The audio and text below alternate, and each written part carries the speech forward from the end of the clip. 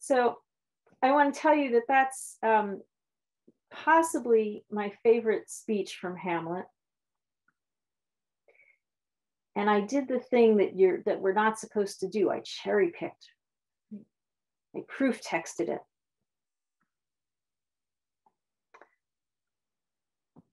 I took out that bit that I wanted from the larger speech and in some ways changed the meaning. Because Hamlet's really telling his friends, Rosencrantz and Guildenstern, how depressed he is. And we'll come back to that in a moment. Today we're examining our first principle.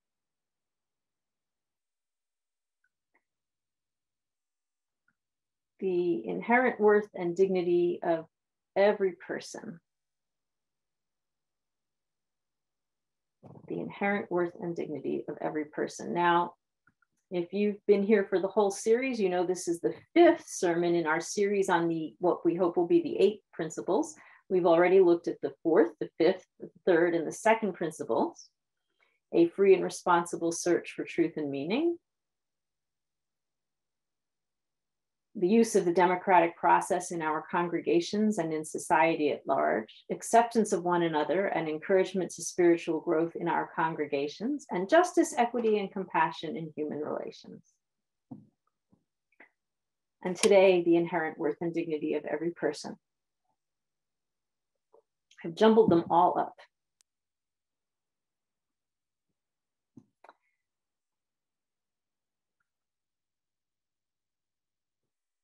And that Hamlet speech, I thought was a great way to start, because here's Hamlet telling us how great and wonderful humanity is. But here's the thing.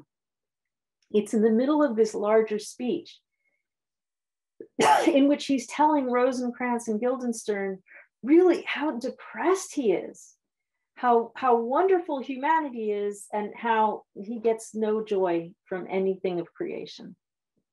Nothing gives him pleasure. And my friends, this is kind of at the heart of it. How can one of us be happy if the rest of us are not happy?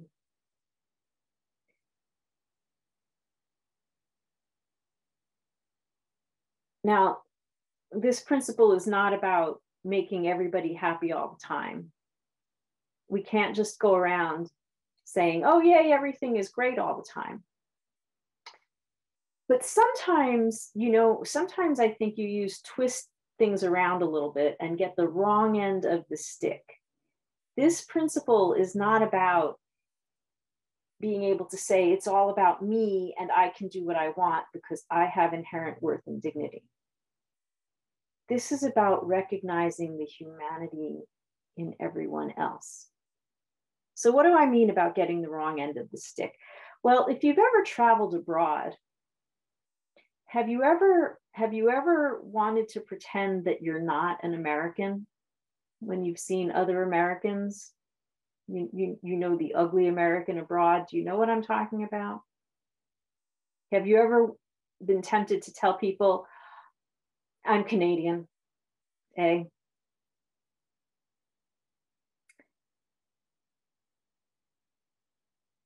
Well, sometimes UUs can get like that. So there was a UU choir that was taking a choir tour, doing concerts overseas in Italy. And it's a wonderful thing to be able to do, to go tour another country and sing concerts and do things. And of course, as you might imagine, during the day and on days when they didn't have concerts, they were touring places and visiting things. And one of the many things that people like to visit in Italy are the cathedrals. But these cathedrals are not ancient museums that are now not houses of worship. They're working houses of worship. They're cathedrals that are in operation today. And they have their own rules. One of which is that people who enter must be dressed appropriately for the cathedral, what the cathedral authorities consider appropriate dress, which means you can't have bare shoulders. And this doesn't just apply to women. A shirtless man couldn't walk into a cathedral either. You can't have bare shoulders.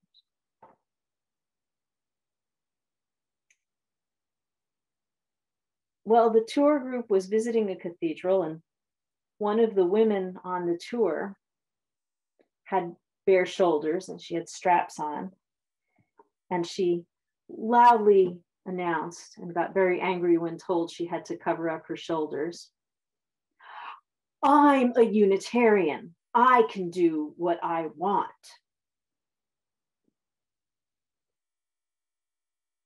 Oh, friends, no.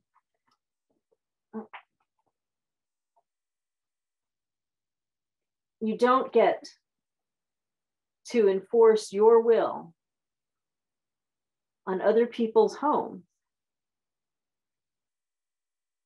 because you believe you are asserting your inherent worth and dignity.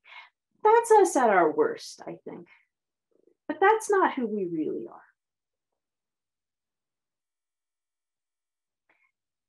Much like how people often misinterpret the 10 Commandments.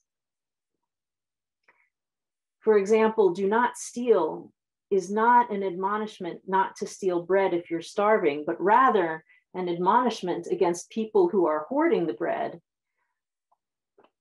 not to keep it from those who need it. And the admonishment not to take God's name in vain does not mean never say, oh my God, but really means not to act as if you are speaking for God when you have no such authority. Not to say that you are speaking for God as a way to keep other people down, as a way to oppress people and hurt people. We sometimes misinterpret this first of our principles to think that it means, therefore, it's all about me and I must put my own needs first. Well, it's hard to be in community if we're always putting our own needs first. Right, Jacob? What it really means is that we must constantly remember that each of us holds a divine spark. Each person I encounter is fully human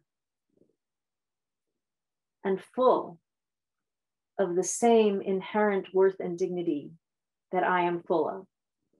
Now, the Jewish theologian Martin Buber wrote about this, wrote a book called Ich und Du, I and Thou. Sometimes we when we think we're being fancy, we like to use thee and thou language, but really thee and thou is the second person intimate. We don't use it much in contemporary English anymore. So it sounds fancy, it sounds formal, but it's the informal it's the second person informal. It's the intimate second person. And what Martin Buber was saying was his thesis is that the relationships that we are capable of having are I and thou, or I and it. The only relationship we can have with God, he says, is I and thou. And that relationships with other people, we either form as I, thou, or I, it. So if you go to the store and you see the cashier as the cashier, that's an I, it relationship, the cashier. And sometimes those are the only relationships we can really have. If you encounter somebody in a drive-through for 30 seconds once ever, it's hard to get to know that person. But we must, somewhere in the back of our minds, remember that that person really is a full human being and not just the drive-through cashier. That we must get to know people on an individual level. That we all have equal inherent worth and dignity. Now, this doesn't mean that therefore every action is excused, that people never abuse their inherent worth and dignity.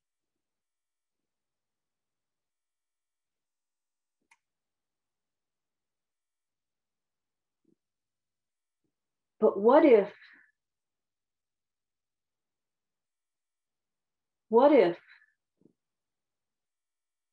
police could stop seeing Black bodies as a threat?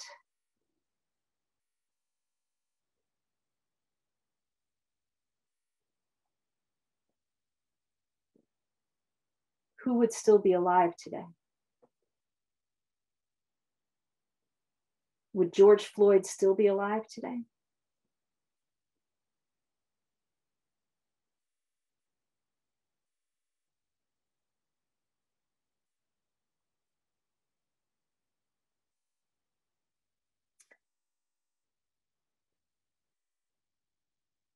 So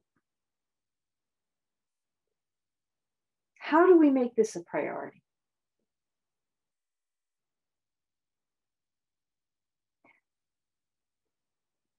How do we check ourselves and not become the woman at the door insisting that I'm a Unitarian so I can do what I want?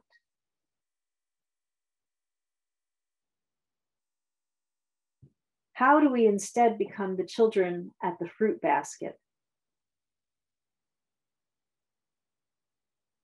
sharing the bounty together? How do we listen to all of Hamlet's speech?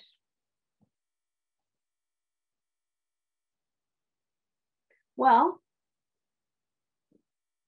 one way is by training ourselves. One way is by checking ourselves.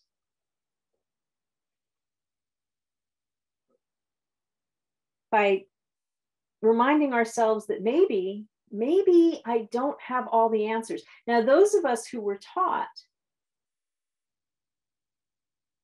that good equals right and that right equals good,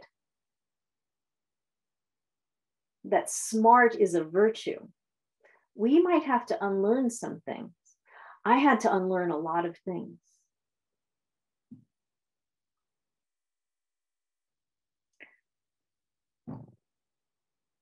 It's okay to be wrong. It's okay not to have the answer right away. It's okay to sit back and watch and learn sometimes, often.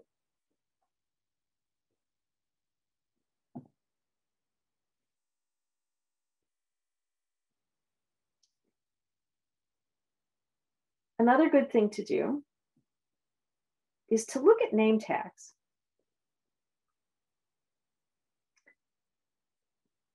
And to call people by their name.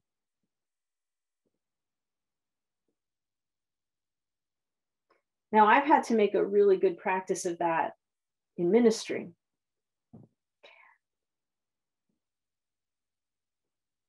Can I tell you something? Maybe you've noticed it. I'm not great with names. I'm really not.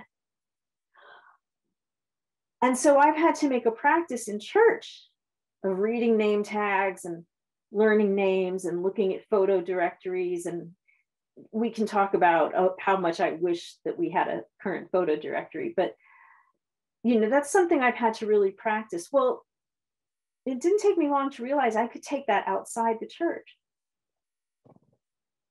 So if I'm in a store and the cashier is wearing a name tag, it doesn't cost me anything to address the cashier by name. Just that little thing helps me to stop seeing that person as cashier and start seeing that person as Lisa or Roger or whomever. Calling people by their names.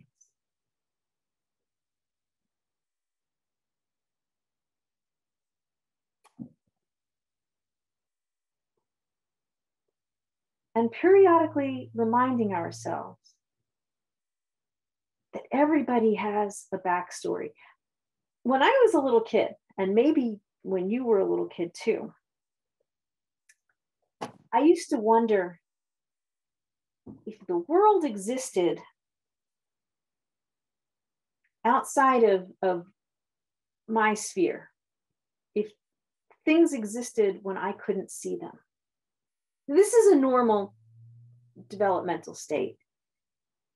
But I went through a period thinking, what if everything just existed while I'm here? Like the Truman Show, it's for my benefit. How weird is that?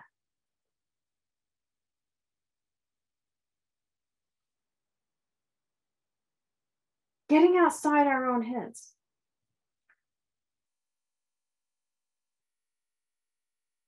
Remembering that that person who was surly to you today, maybe that person is going through some tough stuff. Now, that doesn't mean, again, I will never tell you to be a doormat for another person. Never make yourself a doormat. Only I am saying it can help us to understand that people are multidimensional, that anybody can have a bad day, that we are all fully human, that there is no me without us. That is what Ubuntu is. There is no me without us.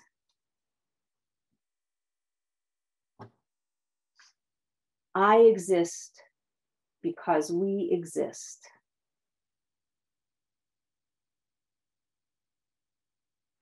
Friends, I see your worth and your dignity. Sometimes I have bad days too. Sometimes I mess up.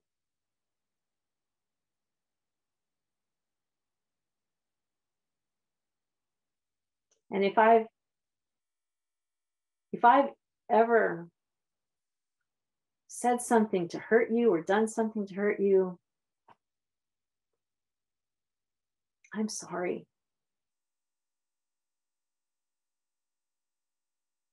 But know that I recognize the fullness of your humanity.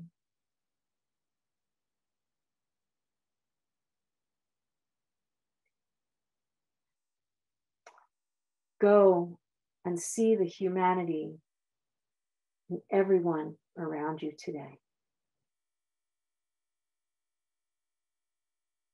I am because you are. Namaste.